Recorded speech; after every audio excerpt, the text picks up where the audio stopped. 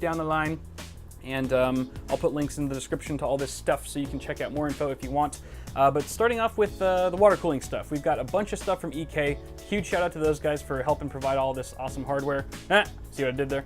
We've got the EK-CoolStream PE 240mm radiator. We've also got the XE240. So these are both 240mm rads, except this one's slightly thicker than this one. We're going to see if these can both fit inside of our case. We'll get around to that though. We've also got some PETG tubing from EK, so we're doing some hard lining. Not sure if we're going to get around to that doing all the bends today, but we'll see how far we get. We've also got two separate reservoirs here. We've got the Res X3 and the X3 Lite. These are both 150mm, both same size, however they have different inlet and outlet configurations. So I kind of just got both to see which one would work better for our loop. We've also got some stuff for the GTX 1080. If you couldn't tell, we were using a 1080 for our graphics card, very sexy. We've got a backplate for that, as well as the water block itself, both from EK. Tons of fittings, just all kinds of fittings for the hard tubing. Just look at all these fittings. There's a lot of freaking fittings. We've also got a pump. We've got the pump from EK, the EX-XTOP Revo D5 PWM. So this is a lot bigger than I thought it would be, and we're going to talk about this more, exactly how we're going to fit that in. We've also got an EK-Supremacy EVO water block. This is the nickel-plated, the Plexi one, so you can see through it, where you can see all the coolant flowing through. It's really nice. We've also got some aqua tuning fluids. Can't forget coolant. Now, I did originally think that this was going to be a slightly different color. This is the crystal blue, and it's UV. UV is cool. I'm hoping to get some cool UV action with this build. However, I didn't think it was going to be this color. I thought it was going to be closer to like a light blue, like this SATA cable here. But it's more of a, at least in the bottle, it looks like it's just more of a regular kind of deep blue. I wanted a bit of a lighter blue. And just a color calamity here, because I've also got these awesome cables from Cable Mod. You can see my 24-pin extension here. However, the blue in this is slightly different than the blue on the SATA cable. And I like the blue on the SATA cable a lot more. So I don't know, this is kind of like a baby blue. I'm not sure if I just picked the wrong color, or I don't know. We'll have to see how it goes. Moving on, like I said, we've got UV action going on with the reactant coolant. So I've got a UV LED strip from Cable Mod. This is their magnetic 60cm option.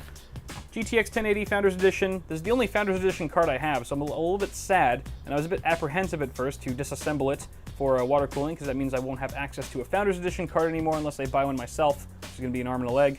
But screw it. I've got enough 1080s over there. I don't care if they're not Founders Editions. Founders Edition's stupid. No, I'm just kidding. It's a very good reference cooler. EVGA has provided the power supply. That's what this is. 750 watts, the 750 GQ, modular, semi-modular, I should say. It's also got black sleeved cables. Like I said, we are going to be using the Cable Mod extensions with them to cover up, or just to add some more color to the build.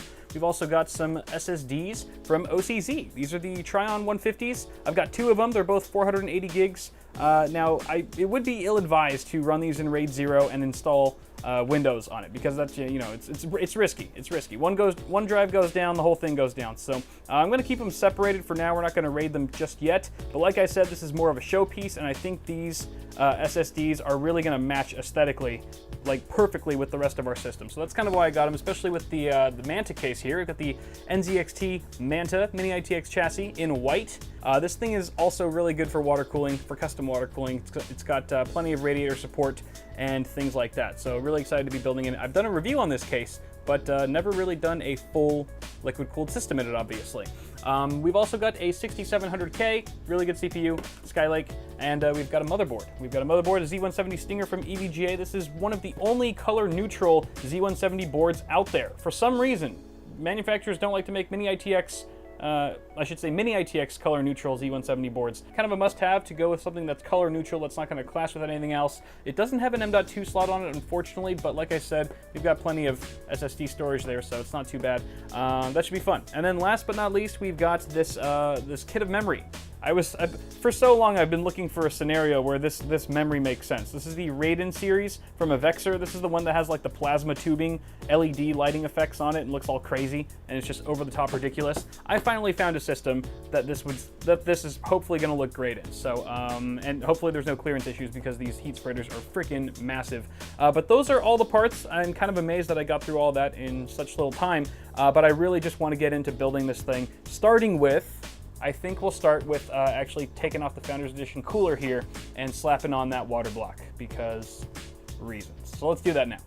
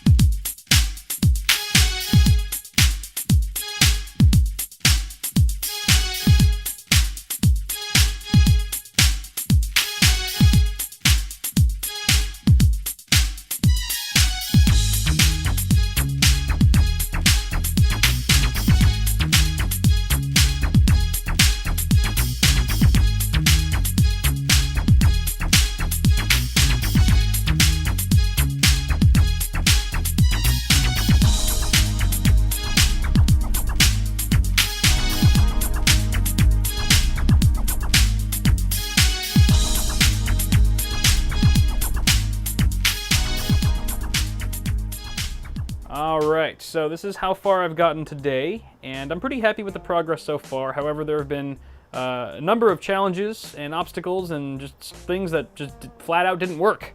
And I'm quickly learning that with custom water-cooled builds, nothing really ever goes according to plan 100% of the time, and it's just about how you solve it.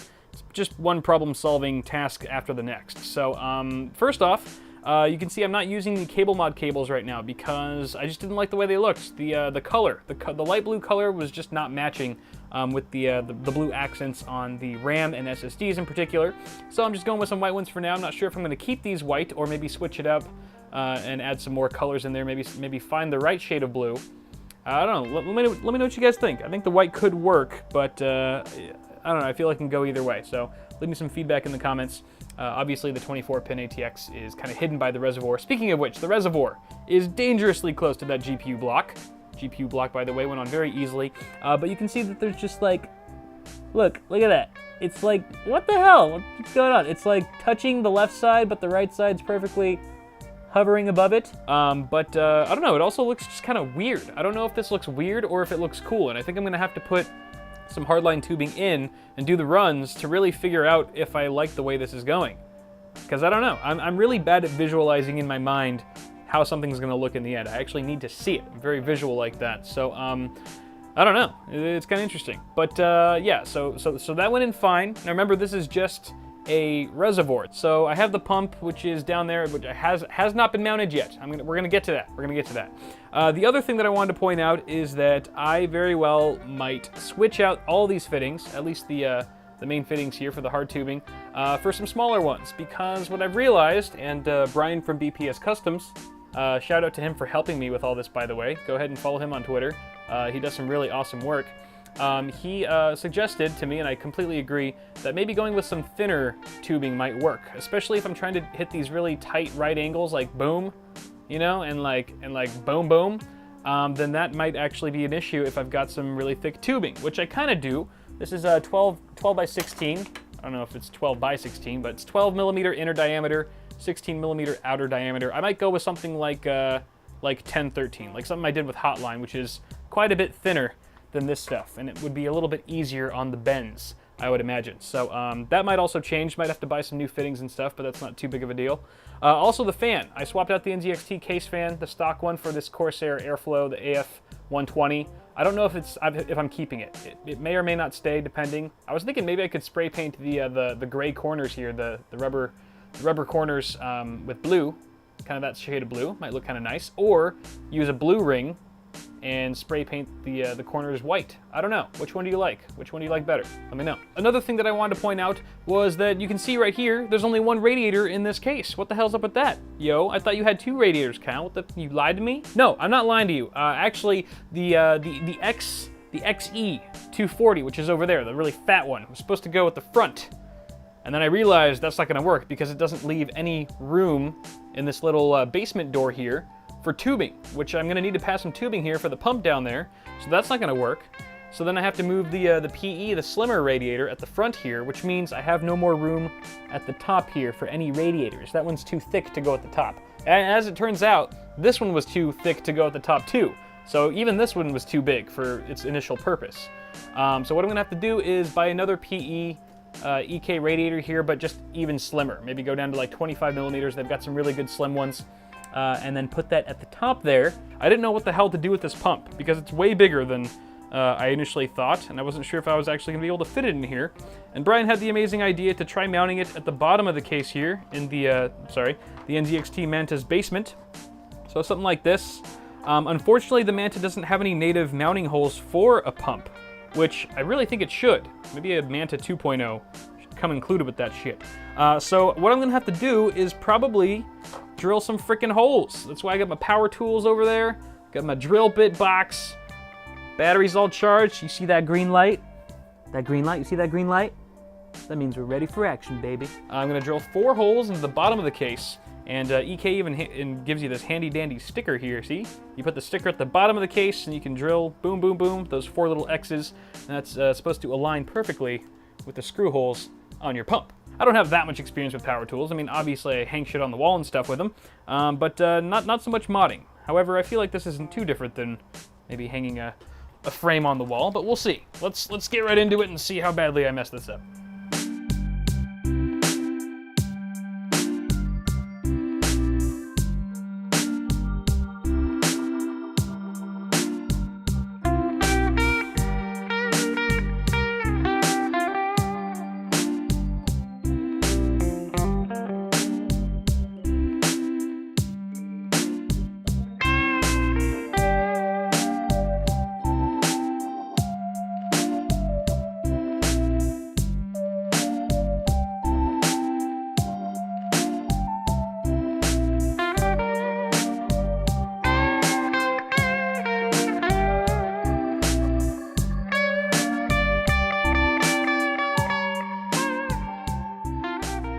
The pump is installed. Ha ha ha ha. Yep, that deserves some epic victory music right there. Actually went really smoothly. It's super stable. I tried moving it around. It won't budge at all, so that's perfect. Like I said before, plenty of room for the power supply cables and for the radiator, of course, at the front, and just cable management in general. Should have no problem tucking away all these power supply cables. And here's a quick look at the bottom. I know I showed you guys a second ago, but here's just another look. Here are the 4 screws, 1, 2, 3. The 4th one is actually hiding underneath this plastic foot here. I could have dremeled that part away, but it kind of fits over it just barely. You can kind of see how the plastic of the foot just kind of goes up. It goes whoop, kind of like bows upward, whoop, and it goes up and around that 4th screw there. It's a tight fit, but it's not impeding any kind of structural integrity or anything like that, so I'm happy with how it turned out. Overall, I'm pretty excited. There's a lot still that I need to do, like I said, and hardware that I need to buy, the top radiator being one, and new fittings and new tubing